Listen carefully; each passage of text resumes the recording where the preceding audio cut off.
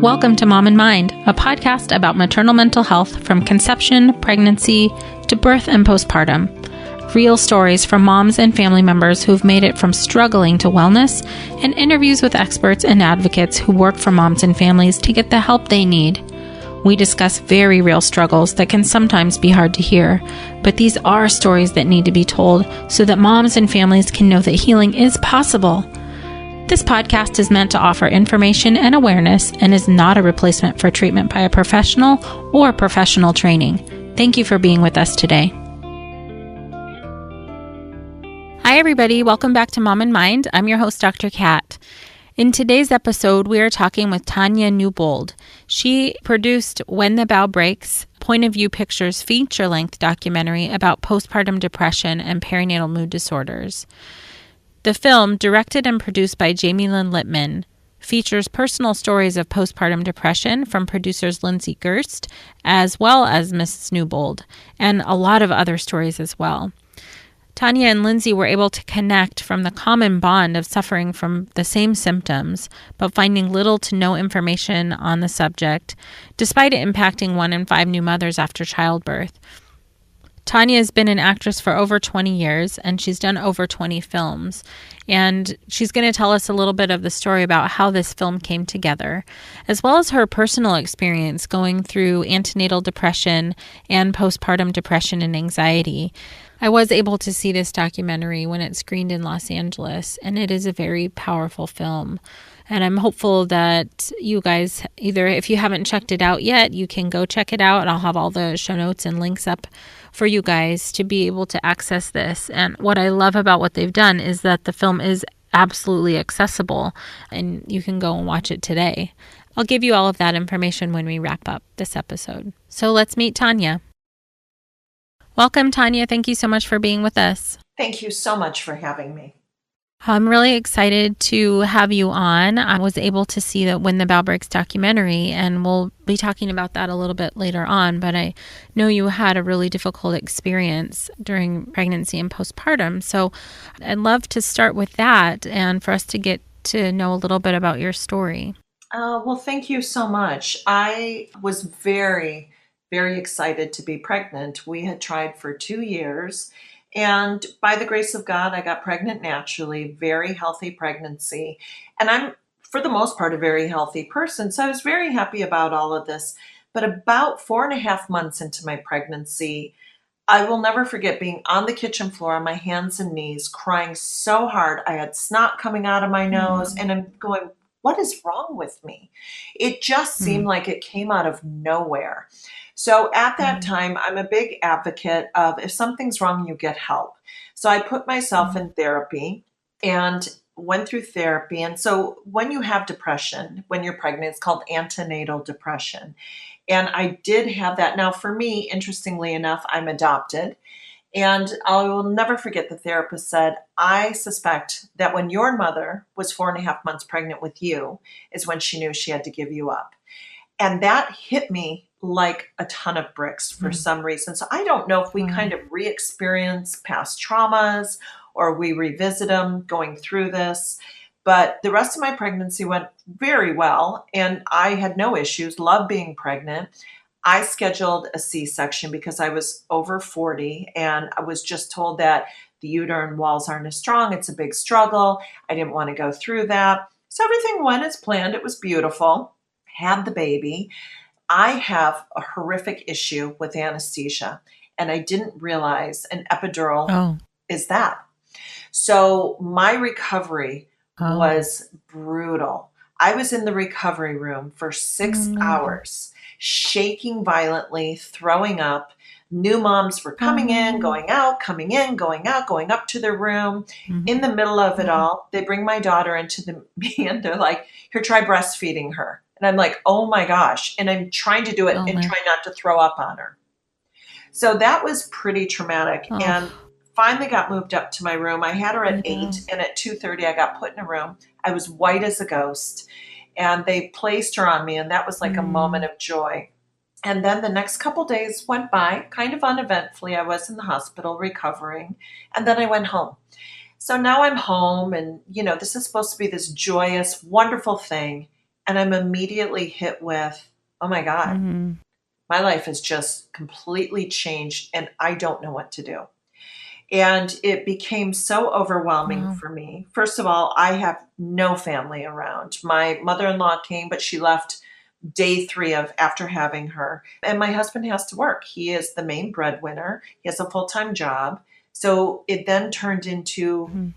me caring for her day and night. And while she was sleeping during the day, and people always say, when your baby sleeps, you sleep. I could not do it. I'm cleaning, I'm arranging, I'm making sure she's breathing. And, those types of things Right. immediately started to kick in. Mm-hmm. And then by week 3, we discovered she had Right. colic. So now I'm not sleeping and my baby has Mm-hmm. colic. And this went on and on and on. And by week 6, I became completely disconnected. I couldn't figure out why anyone would want to do this to themselves, why Oh, anyone yeah. would have a baby. And I loved her, but I Mm-hmm. didn't feel that maternal bond. I wasn't in love with having a baby. I wanted my old life back. And then that's a horrifying thought because you're like, what is wrong with me? Because everyone's like, oh, it's Yeah. so wonderful and magical. And I will never forget, and it's in the Mm-hmm. documentary, Mm. I ran off to the mall because I just wanted to be by myself. I had someone come watch Ava, and there's all these moms with their babies, feeding them, holding them, and I'm bawling because why don't I want to do that? What's wrong with me? So then I'm feeling like this horrific Right. Right. mom. And every time Oh. night came, I would go into complete anxiety. Oh my God, it's getting dark. I'm going to be up all night again. She's going to wake up. And Mm-hmm. every time she woke up in the middle of the night for a Mm-hmm. feeding, which is a natural process, my heart pounded like we just had a 7.0 earthquake. So I was not set up for success Oh. on this. And then I started to have Wow. vision of taking my baby and throwing her off the balcony. Mm-hmm. Just one hit, it would be done. I could sleep. Never touched her, never hurt Mm-hmm. her. And now I'm horrified that I'm having these visions. The only positive is I was in therapy during this Mm-hmm. time. So from Right. there, Oh, everyone that's wanted, very intense. So at that point, how far postpartum were you? at that point, she was 8 weeks. Wow. So about 2 months into it, and I'm not doing well at all. I'm now disconnecting from everyone. I'm mortified by the way I'm feeling. I'm so embarrassed and filled with shame. How could anyone feel this way? My husband and I are now struggling in Mm-hmm. our relationship. I was in therapy, so that was very positive. And my husband came to therapy with me, which was also very positive. So that was very helpful. And then everyone wanted to put me on Mm-hmm. antidepressants, which I have no judgment on whatsoever. But for me personally, it was not the path I wanted to go down. Mm. So what did you do? Well, at that point, I then went to a naturopath who his name is Dr. Patrick Butcher. He's amazing. And I told him, I said, something's really wrong with me. I don't know what to do. A good friend of mine, Danielle Harris, sat me down and she's like, something's wrong with you. And I'm like, yeah, I'm tired. I had a baby. She's like, no. And she's bawling. She's like, something's wrong. And that's when I went, oh, wow. Like, okay, other people are seeing this other than me Oh. feeling it. And so Dr. Mm-hmm. Butcher put me Mm-hmm. on 5-HTP Right. and Meta EPO, which is rose hip oil. He said, no, this is like a natural Prozac. It's going to take about 2 weeks to kick in. So I started taking it. The next 2 weeks went by, and son of a gun, 2 weeks, I want to say almost to the day. I will never forget standing in my kitchen, looking out the window, and all of a sudden I went, oh, wow, I think I'm going to be okay. And that was at 5.5 months. Mm-hmm. So you'd been suffering for quite some time. Quite some time. I mean, I even took a little break, went to Colorado, went on holiday, and unfortunately, Ava started to get altitude sickness. So we sent her back to LA. We had traveled with a nanny, and that in part too, because I was just struggling. So I'm thinking, okay, the baby's gone. Now you can sleep. Nope, didn't sleep, never slept. Still woke up all night long, still extreme depression. By then, I was no longer breastfeeding. None Oh. of these things seemed to shift. But then when I did do the 5-HTP and the rose hip oil, for me, thank God, it did shift. Okay, so I mean, this process had taken quite some time. And during that whole time, it sounds like from what you described that it was very, and people could see what was going on, but in your mind, in your thoughts about yourself, was that something wrong with you, or that, what were your thoughts about yourself during that time? I thought I was going crazy. I was paranoid over every little thing with my baby. It very scary. Like she would get even a slight fever. I was calling the doctor's office in a panic. You know, in my mind, oh my God, what do I do? She's got this. And I'll never forget talking to the nurse, and she would say, go outside, get some fresh air, take your baby for a walk. Well, let me tell you, that was the most horrifying thought in the world to me. And one time I did do it. I put her in the stroller, walked down the hill, and she starts screaming. And I just remember this overwhelming feeling Right. of panic of like, oh my God, I have to get back to the house. It's safe there. I can't be out here. And another time, a friend of mine, we all had new babies. It was Mm-hmm. probably about 4 months in. They all went to the mall, which should be no big deal. I could not get out of my house. I never showed up. I couldn't make it. I wanted to. And I just sat on my couch crying. I couldn't do it.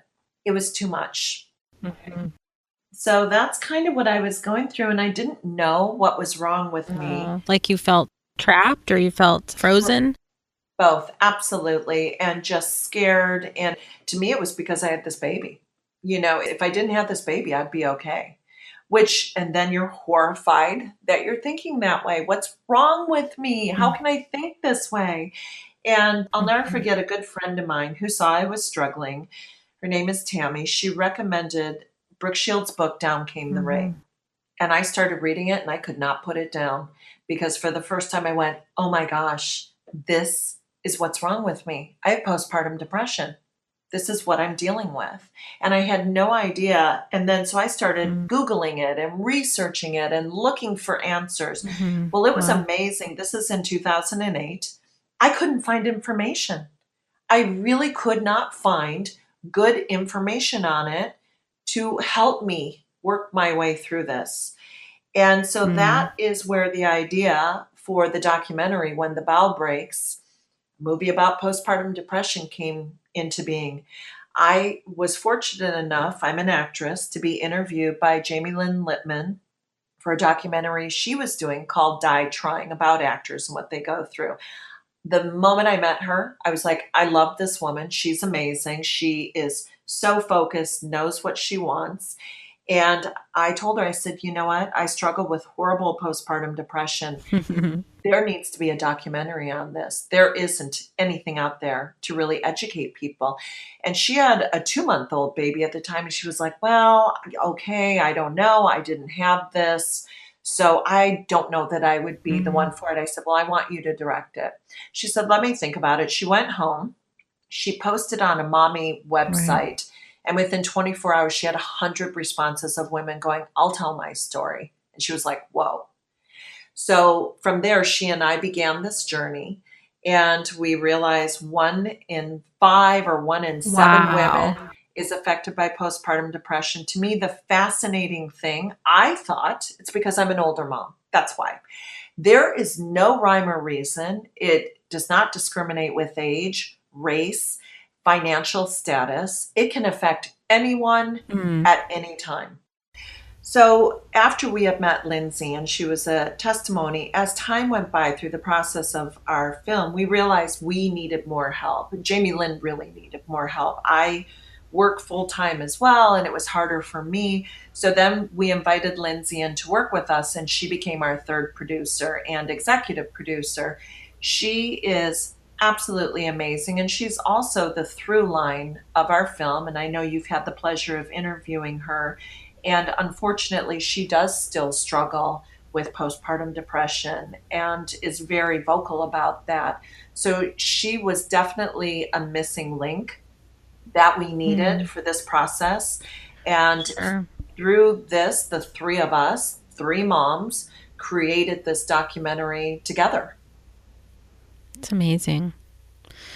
It's so powerful. Yeah, as you were saying before, and I said before, I was able to sit and watch the screening of this and was just, I knew that it had been in process for quite some time because I remembered like searching around and finding a Facebook page or something. Yes. So I knew that you guys had been working on this forever, quite some time. And I was really excited to see it come to fruition. Oh, thank you. And just the depth of stories from people that you have in there is amazing and necessary, really, because there's so many different experiences. True. So what was it like to, having had dealt with all of this yourself, Lindsay sort of going through what she was going through, what was it like to do the documentary and be hearing all these stories and witnessing all of these experiences? In many ways, it was very healing because it really truly showed myself, showed Lindsay that we are not alone. It was heartbreaking in the sense of interviewing Naomi Knowles and Haiti Harrison, who Haiti actually was a very good friend of mine. We met in acting class many years earlier, and I knew her each time she was pregnant, and she had two beautiful children, and she agreed to be interviewed. And her interview to me is very heartbreaking of how she felt and everything she went through. And so to have the final outcome of both of these women was beyond devastating to me because it really showed me postpartum depression, postpartum psychoses, the baby blues. This is real. This is not something like, oh, go for a walk, you'll be fine. Right. Oh, just take some vitamins, you'll be okay. No. Right. This is real. And one of the mistakes that I feel people make, I used to do it before I had a baby, and I think people still do. Oh, you have a new baby. I'm going to leave you alone. I'm going to let you settle in. Well, for someone who is dealing with postpartum depression, that is the worst thing you can do. You need people saying, oh, guess what? I'm coming over. I'm bringing you food. You're going to go take a shower. You're going to go rest. You want to go for a walk by yourself? I've got your baby. People need community. And that is one of the through lines that we saw throughout all of this is lack of community can very easily, end up being postpartum depression.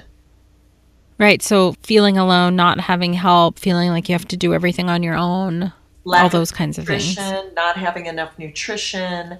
A lack of sleep is huge. I'm someone who needs 8 hours a night. So now I'm down to 2 hours a night. And I do not do well with that. I still don't do well with that. I can handle it, but I don't love it. Right. Absolutely. So the two women that you're describing took their own life as a result of their postpartum mood changes. Yeah. I mean, that just brings home, like you were saying before, the gravity of this, that this is a real issue. This is a real illness. This is something real that happens to people, and I even remember before I knew what all of this was, I would hear about these terrible stories in the news and think, how could they? And really all of the blame goes on to the mom without really thinking in depth about, well, what would lead to that? As opposed to just making it about some like personality characteristic, that there's something very deep happening and very distressing happening. I agree with you. Well, also too, I think Vanessa Benson, who's one of our testimonies to me, is fascinating because she didn't have postpartum depression with baby number 1, had it with baby number 2, didn't have it with baby number 3. So that also shows me it's not a guarantee it's going to happen every time. And you could not have it and then have it. So to me, I go, gosh, there's no specific rhyme or reason to this.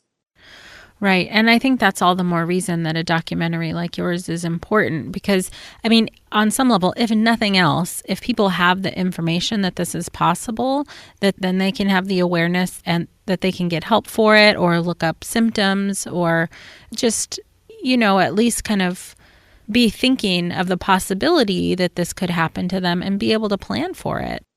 Well, absolutely. And I will tell you, since our documentary has been out, now we're in 70 countries, 5 languages, available both on Netflix and iTunes. Lindsay handles our Facebook page, and she's amazing. And we probably get 20 to 30 messages a day from women all over the world saying, oh my gosh, thank you so much.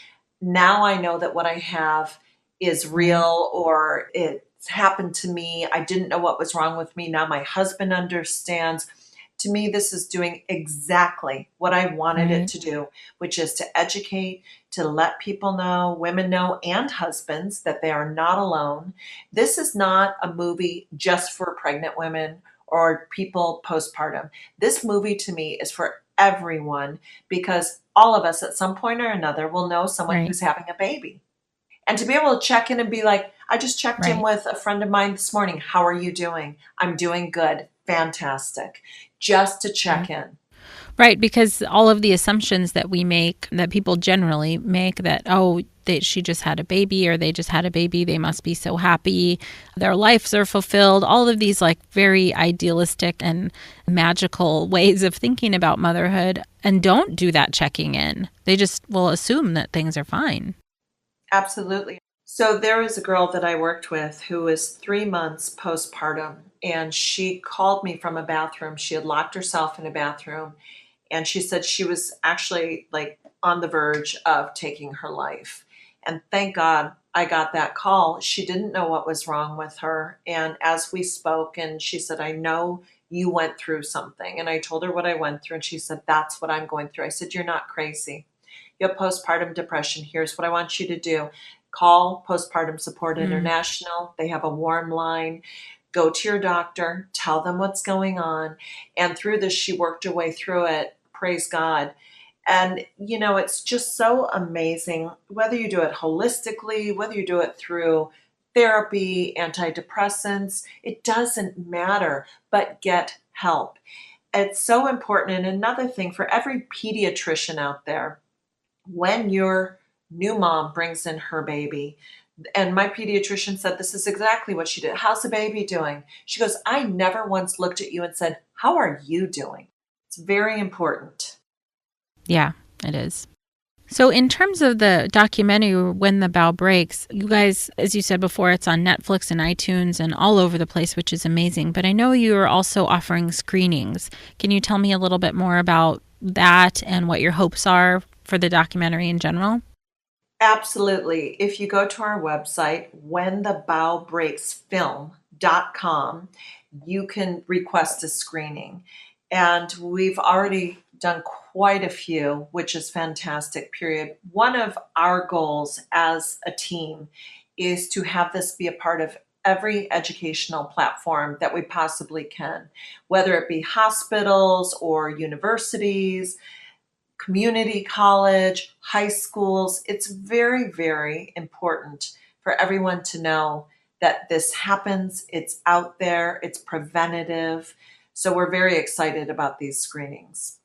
And what has the feedback from the screenings been so far? And you're getting some information back from people on social media, but in the screenings themselves, what are you seeing? We're getting an incredibly positive response, which is why I believe the word is spreading. That again, it's educational, or it touches on people who have gone through it or know people who have gone through it. And now they're educated on the possibilities of this. And I want to correct myself. I said it's preventative. Postpartum depression is not necessarily preventative. But what I will say, the more of us who know about it, who can be a community with each other, is we might be able to help our friends, our moms, our sisters come out of it sooner, or be there for them, keep a close eye on them, and just protect them, love them.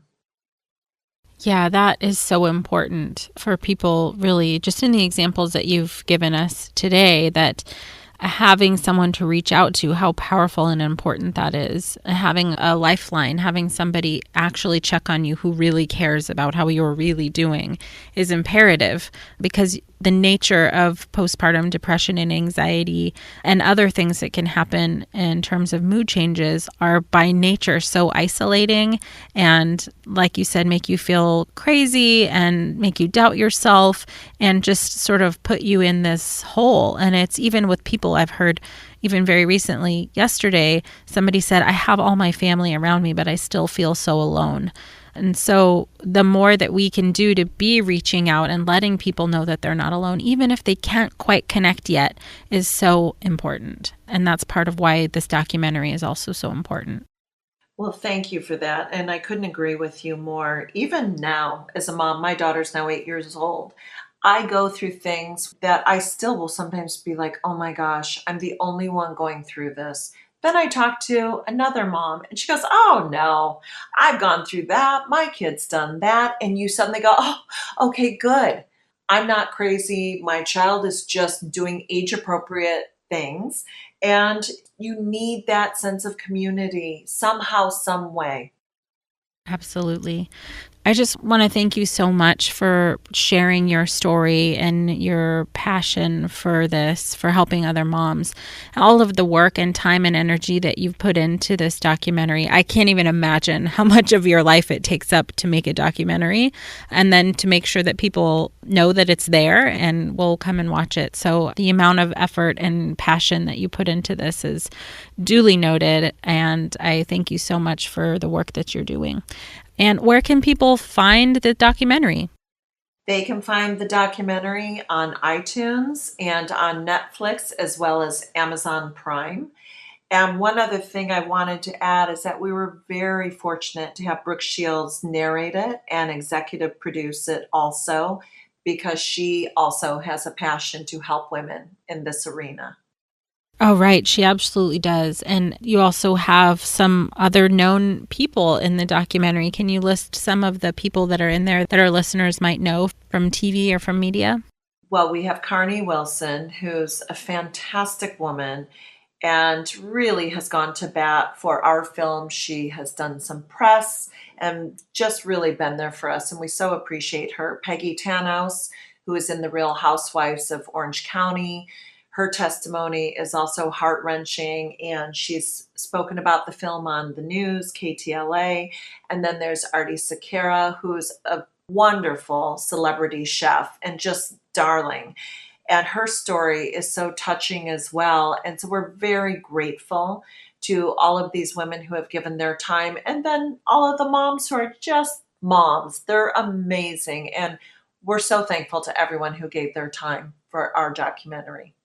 That's awesome. So what I will do is make sure all of the links and all of the places that people can connect to the documentary and can connect to you are in our show notes, and people will have all the access to those resources as well. So thank you again for coming on and for sharing your story. And I'm so glad that you're doing okay and that you've turned your pain into this passion that's now helping so many other people.